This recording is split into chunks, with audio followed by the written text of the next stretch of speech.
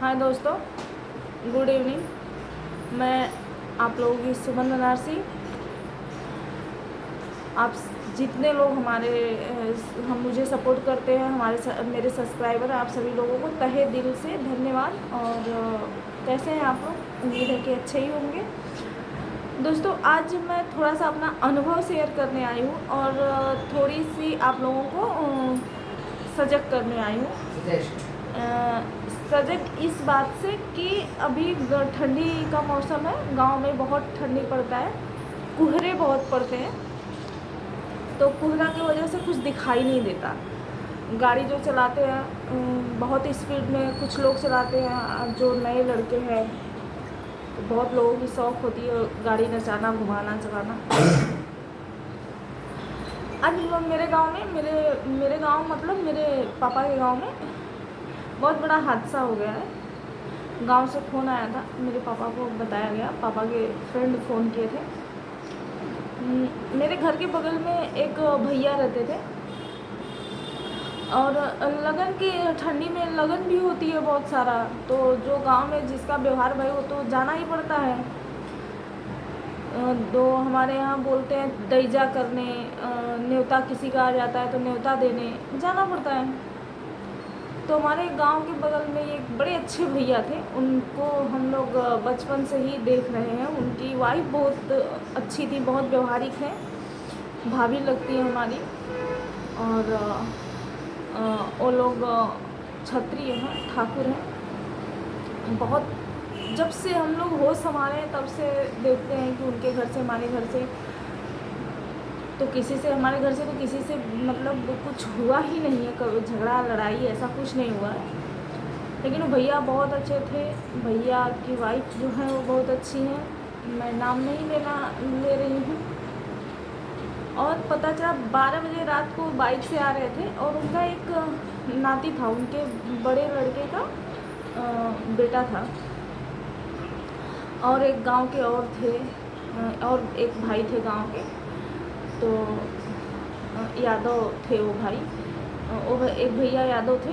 ये तीनों लोग साथ में आ रहे थे, शायद बाइक से आ रहे थे, कैसे आ रहे थे पता नहीं।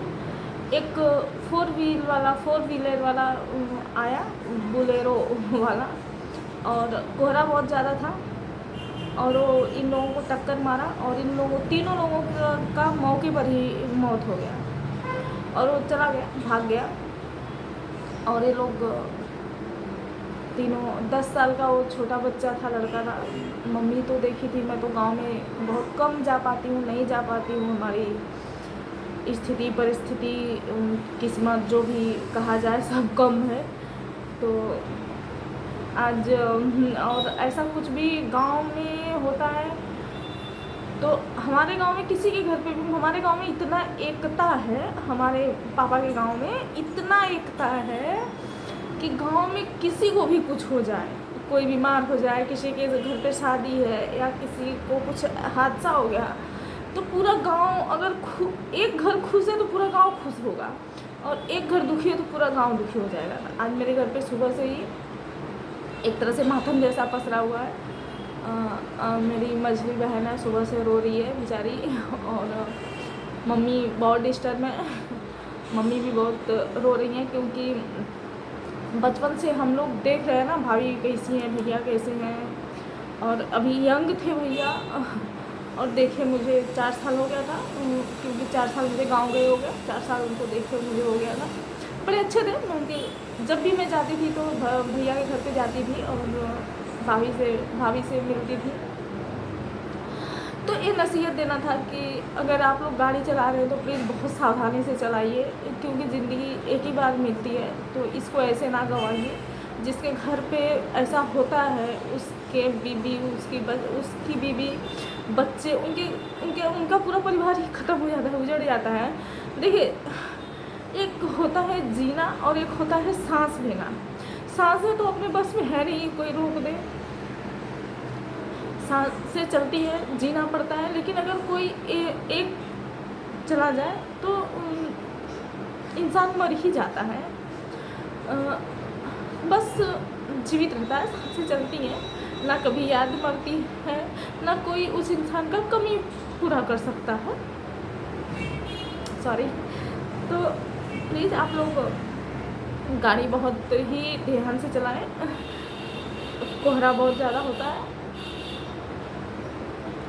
तो एक ही ज़िंदगी मिलती है भाई, और एक कोई ये ना समझे कि मेरी ज़िंदगी में कुछ भी करूँ, नहीं, ये ज़िंदगी अपनी नहीं होती। धरती पर आने के बाद एक टुकड़ों में बँट जाती है, हमारी होती ही नहीं है। अगर हमें कुछ होता है तो हमारे माँ बाप बहुत दुखी होते हैं, परिवार होता है, बीवी बच्चे होते हैं,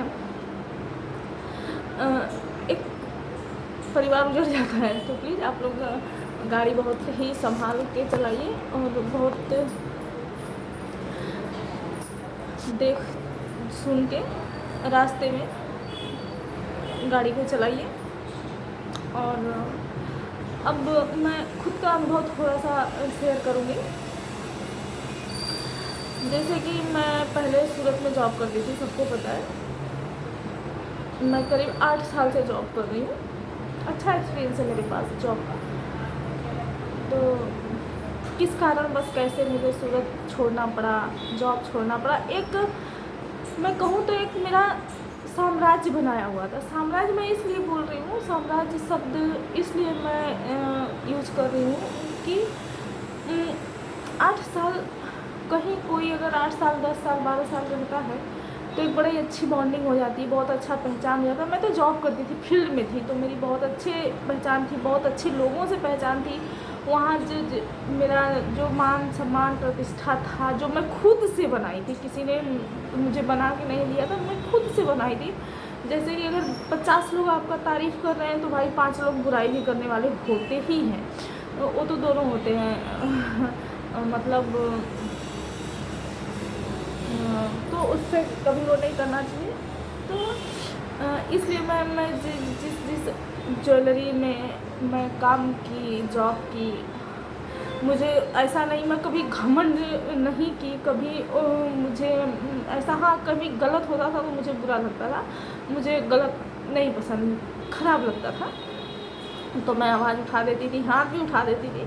लेकिन मैं ना कभी ऐसा नहीं किया, अरे ये तो ये काम करती है या करता है तो इससे कैसे बात करूं, मैं तो भाई ये इससे ऊंचे पोस्ट पे हूँ। नहीं, मैं जो टॉयलेट साफ़ करते थे उनसे भी बहुत प्यार से बात करती थी, जो झाड़ू पोछा करते थे उनसे भी बहुत प्यार से बात करती थी, हमारे कारीगर थे उनसे भी मैं बड़े अच्छे से बात किया करती थी, जो हमारे मैनेजर सुपरवाइज़र थे उन लोगों से भी मैं उसी तरीके से बात करती थी जैसे किया करती थी, जैसे मैं टॉयलेट साफ़ करने वाले से और झाड़ू पोछा वाले से, मेरे लिए सब बराबर थे। कोई मैं कभी ना किसी को ऐसे देखी ही नहीं कि इनका काम छोटा बड़ा, ये सब मैं देखी नहीं। शायद उसी का दुष्परिणाम है, एक झटके में सब खत्म हो गया। उसमें सबसे बड़ी चीज़ ना जो गया, जॉब तो छोड़िए, जॉब तो कहीं भी मिल जाएगा, किसी के लिए किसी की ज़िंदगी नहीं रुकती। पहली बात, किसी के लिए भी अगर किसी का पति मर गया तो क्या पत्नी जीना छोड़ देती है? जीती है ना। किसी की पत्नी मर गई तो क्या पति जीना छोड़ता? पति तो सोचता है कि कब इसकी 13वीं हो, कब दूसरी लाए, और वो चिता की आग ठंडा नहीं होता, दूसरी लाके बैठा देता है। किसी की ज़िंदगी किसी के लिए नहीं रुकती है, और मेरी भी नहीं रुकी है। मैं भी काम कर ही रही हूँ, सब कुछ कर रही हूँ। मेरा बेटा मेरे साथ है, मेरे मम्मी है, पापा है, मेरे मम्मी पापा का बहुत सपोर्ट है, और भगवान है मेरे पास। तो हाँ, लेकिन खलता ही है ना कि जब मैं जॉब स्टार्ट की थी, जॉब करना शुरू की थी मैं करीब 2015-16 में। तब ना उस समय बहुत ही कठिनाई के दौर से हम गुजर रहे थे। बहुत गरीबी था, बहुत। मेरा बता तो रही, बहुत बार बताई हूँ, आज भी बता रही हूँ, मेरा बच्चा ना दूध से चीनी पानी पीने लगा था। तब मैं जॉब की थी, तब मैं जॉब पकड़ी थी। तो मैं ना जब मैं जॉब पकड़ी थी, मेरी सैलरी कम थी, तो मैं ओवर टाइम किया करती थी। जब ओवर टाइम हुआ करता था ना, एक मेरी दीदी थी जो मुझे सिखाई थी, वो दीदी धरती पे नहीं रही, पूनम दीदी, बहुत लोग जानते हैं, अच्छी थी, बहुत अच्छी थी, क्योंकि मेरी गुरु थी, मुझे सिखाई थी, तो मेरे लिए तो बहुत अच्छी थी। तो मैं ओवर टाइम किया करती थी कि 2 पैसा ज़्यादा आएगा। मुझे भूख लगा करता था ना जब शाम को, क्योंकि 9 बजे तक ओटी हुआ करता था, 9 साढ़े 9 बजे तक, और दोपहर में लंच 11:30-12 बजे तक हो जाया करता था। तो शाम को कुछ थोड़ा बहुत 7 बजे हम लोग खा लिया करते थे। फिर भी मुझे ना, क्योंकि स्टार्टिंग में मेहनत था तो भूख लगती थी, तो जब भूख लगती थी ना, पानी पी लेती थी मैं, ताकि भूख मर जाए। इस तरह से मैं पैसा कमाई थी। इस तरीके से मैं पैसा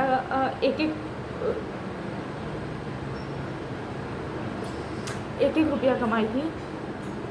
और कमाने के बाद ना, बहुत औरतों को देखती हूँ, जितनी औरतें काम करती थी वहाँ ना, सबसे मैं पूछती थी, बस जो यूपी से नहीं थी, यूपी वाले का सेम हाल होता है सबका, तो मैं पूछती थी ना, तो सब बोलती थी कमा के मैं घर पे नहीं देती, 1 रुपया नहीं देती, मैं तो उल्टा ले लेती हूँ, मैं अपने बैंक में रखती। लेकिन मेरे साथ उल्टा होता था, मैं थी और मेरी पूनम दीदी थी जो नहीं रही, हम लोगों के साथ उल्टा होता था। हम लोग पाई घर पे देने के बाद भी कर्ज निकाल के देना पड़ता था ज़रूरत पड़ने पे। और कभी मैं अपने पैसे का अपने लिए एक नाइटी नहीं खरीदती थी कि नाइटी खरीद लूँगी तो कम से कम 200 का आएगा, तो 200 कम हो जाएगा, 200 रहेगा तो घर में किसी काम में आ जाएगा। तो 1 रुपया ऐसे मैं स्टार्टिंग में की। फिर साल में जो पहली कंपनी जो मैं पकड़ी थी, जहाँ मैं सीखी थी, तो साल में वहाँ 2 बार बोनस मिला करता था। मतलब वो एक ही बोनस को 2 पार्ट में कर देते थे, 2 बार देते थे साल में। बहुत खुशी होती थी, इस महीने में बोनस मिलेगा। जो ओटी का पैसा कवर में आता था, वो पा के बहुत खुशी होती थी कि ओवर टाइम आया, सैलरी क्या रहा। और मैं ना एक चीज़ जुटाना शुरू कर दी घर में। फिर जैसे 1 साल काम की, 1 साल काम करने के बाद मैं लोन पे घर ले ली, जिसका लोन मैं भर रही थी, और अपने दम पे कर रही थी। ऐसा नहीं, किसी का एहसान नहीं था, 1 रुपये का किसी का एहसान नहीं था। हाँ, लोग कुछ भी बोले, देखिए झूठ बोलने वालों को तो भाई को कुछ भी बोले, उससे क्या, लेकिन मैं जो की हूँ मुझे पता है। तो क्योंकि पानी पी के भूख मैं मारी हूँ, ना कि मैं नहीं खरीदी हूँ, फटी नाइटी सिल के मैं पहनी हूँ, तो मुझे पता होगा कि मजबूरी, स्ट्रगल, ये सब क्या होता है। तो फिर घर लेने के बाद ऐसा हो गया कि अब तो मेरे पास घर हो गया है, तो घर का हफ्ता भरते भरते फिर EMI में मैं थोड़े करके, क्योंकि मेरे बेटे का बहुत शौक था, मैं जो भी की ना अपने बेटे के लिए करती थी। कि मेरा बेटा बोला एक दिन कि मम्मी हम मकान मालिक कब बनेंगे।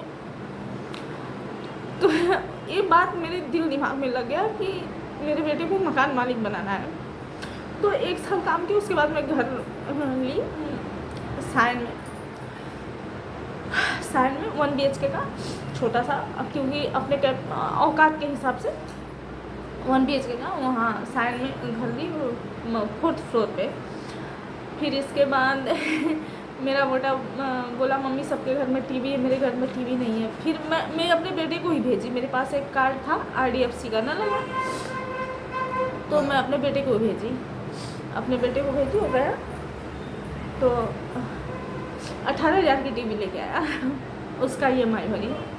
मेरी छोटी बहन थी, तो उसको पानी, बर्फ़, गर्मी हम लोग नहीं पी पाते पानी भाई। हम देखिए, हम ना अपने मायके में दुख नहीं किए। मेरे पापा आज भी काम करते हैं, आज भी मेरे पापा कमाते हैं, 60 साल प्लस हो गए मेरे पापा, आज भी कमाते हैं। क्यों कमाते हैं? सिर्फ अपने बच्चों के लिए, अपने बीवी के लिए। तो पापा कभी तकलीफ नहीं दिए हम लोगों को। हम लोग को क्या क्या पापा खिला दिए, क्या क्या पहना दिए, वो तो फिर दोबारा हम लोग देखे ही नहीं, देखने को ही नहीं मिला मुझे। जो जो मेरे पापा खिला दिए, पहना दिए, फिर मिला ही नहीं, हमें देखने को नहीं मिला। खाने और पहनने की तो बात छोड़ दीजिए।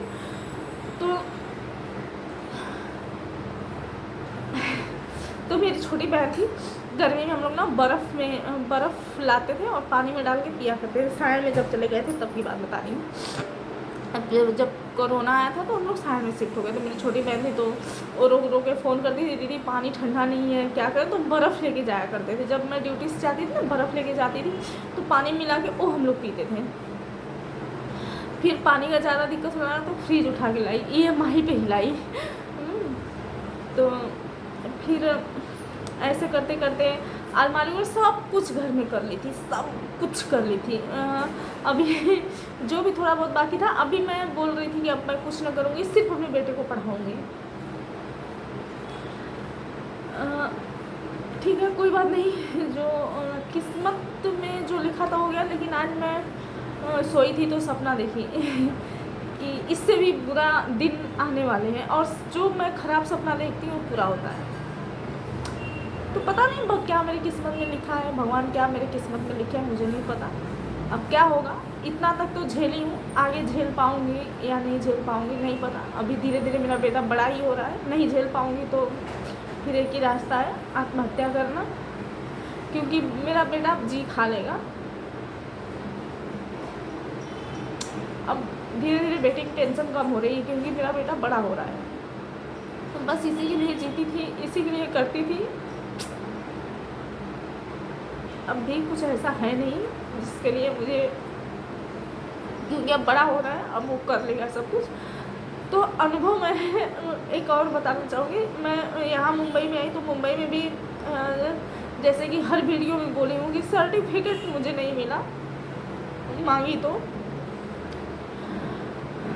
ना मेरे बेटे का बुक मिला, ना मुझे मेरा सर्टिफिकेट मिला। जबकि मुंबई में हर जगह रिज्यूम चाहिए होता है, काम के लिए रिज्यूम चाहिए होता है। तो एक पहचान के थे मेरे भाई साहब, जिनसे मेरी बहुत अच्छी पहचान थी, वहीं से सूरत से ही। तो वो भैया को मैं फ़ोन की कि भैया मुझे मुंबई में शिफ्ट हो गई हूँ, मुझे जॉब चाहिए। और बोले ठीक है मैडम, हो जाएगा।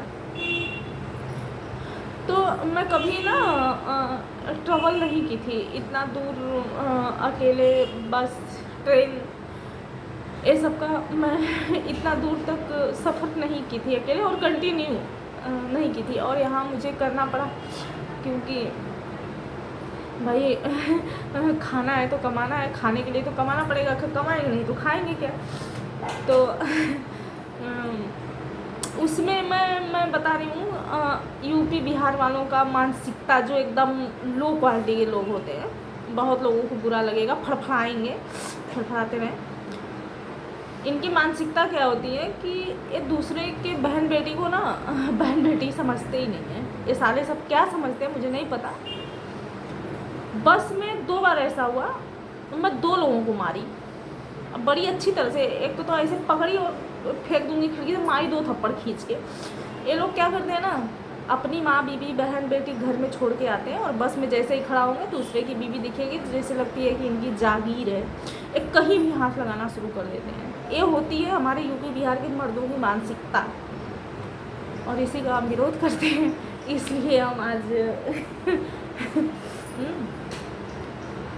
तो ये बड़ी गंदी चीज़ें हैं। क्यों, अगर देखो किसी लेडीज़ का, किसी लड़की का हाथ पकड़ो तो ज़िंदगी भर निभाने की ताकत हो तब पकड़ो, नहीं तो फिर तुम लोगों से अच्छे छक्के होते हैं। हमारे देश के ताली में इतनी दम होती है उनकी, जितनी तुम्हारी मर्दांगनी में नहीं होती है उनकी, उससे कहीं ज़्यादा उनकी तालियों में दम होती है।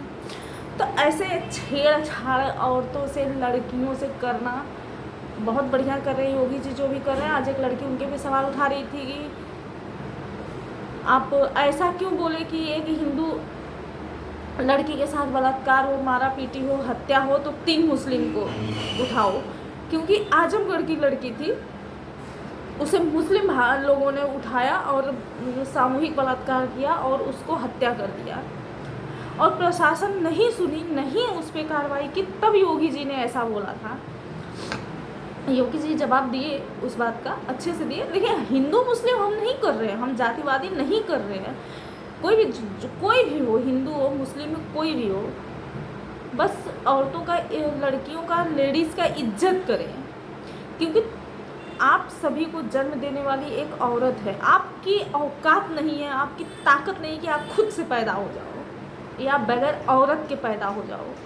तो जो औरत आपको पैदा कर रही है, अगर वो पैदा करने की क्षमता रखती है, तो आपको सबक सिखाने का भी क्षमता रखती है, आपको लतियाने का भी क्षमता रखती है, आपको सुधारने का भी क्षमता रखती है।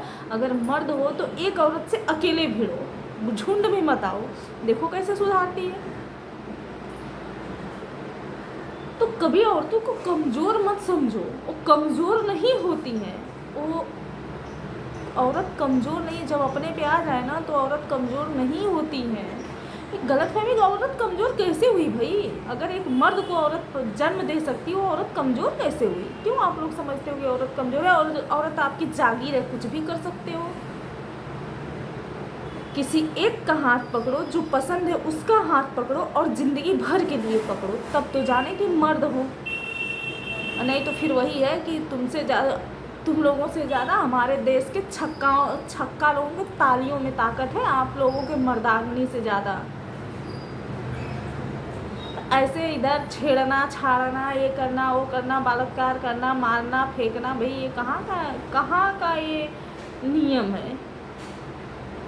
हद है, ये सब गलत है। खैर, मानसिकता तो किसी की बदली नहीं जा सकती है।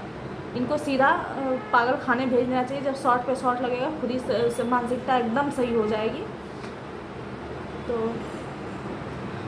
ये बहुत दिन से मेरे मन में चल रहा था, सफ़र करते वक्त लोग क्या समझते हैं, कैसे भीड़ का फ़ायदा उठाते हैं। तो ये मैं आप लोग के सामने रखने वाली थी, लेकिन मुझे समय नहीं मिला। अभी मैं 2-3 दिन से घर पे ही हूँ, तो आज सोची कि ब्लॉग बना दूँ। और मुझे लाइव भी आना है शाम को 7 बजे, तो मैं सोची एक थोड़ा गुफ्तगू हो जाए आप लोगों से, क्योंकि 2-3 दिन से घर पे ही हूँ।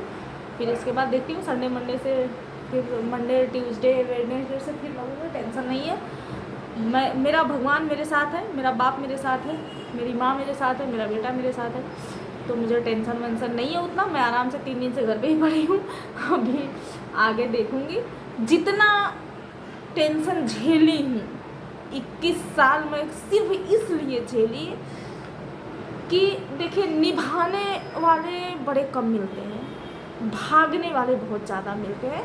तो मैं निभा करके क्यों ना एक अपना वो हासिल करूं कि मरने के बाद भी लोग याद करें मुझे कि हाँ थी, किसी की लड़की थी जो निभाई, इस कदर निभाई। लेकिन नहीं, जब लास्ट में दम घुटने लगा, मरने जैसा हो गया, तब मैं फैसला ली कि नहीं, ज़िंदगी ऐसी नहीं है। हम आत्मनिर्भर हैं, तो अपनी ज़िंदगी को और अपने बेटे की ज़िंदगी को ऐसे नहीं ख़त्म कर सकते। हम जिएंगे, हम लड़ेंगे। आज भी अपने बेटे को यही बोली कि हम मरेंगे नहीं, हम लड़ेंगे। हम अपनी किस्मत से लड़ेंगे, समय से लड़ेंगे, ज़िंदगी से लड़ेंगे। हम मिल के लड़ेंगे, हम मरेंगे नहीं। तो बस आप लोग अपना आशीर्वाद प्यार दुलार बनाए रखें। और हाँ, एक आध भाई है जो कमेंट बड़ा घटिया करते हैं, तो भाई साहब आप तक तो मेरी वीडियो नहीं पहुंचेगी, क्योंकि आपको मैं हाइड कर दी हूँ। अगर पहुँचे भी तो कमेंट करना ही नहीं, और घटिया तो बिल्कुल ना करना प्लीज़। हाँ, क्या नाम है उनका, मैं भूल गई, 500 कुछ ऐसा था, नहीं RS 500 ऐसा कुछ था। धन्यवाद। प्रणाम, नमस्कार आप सभी लोगों को। अपना ख्याल रखिए, कोहरे में गाड़ी बहुत कम चलाइए। और अब मैं विदा लेती हूँ। धन्यवाद। जय हिंद, जय भारत।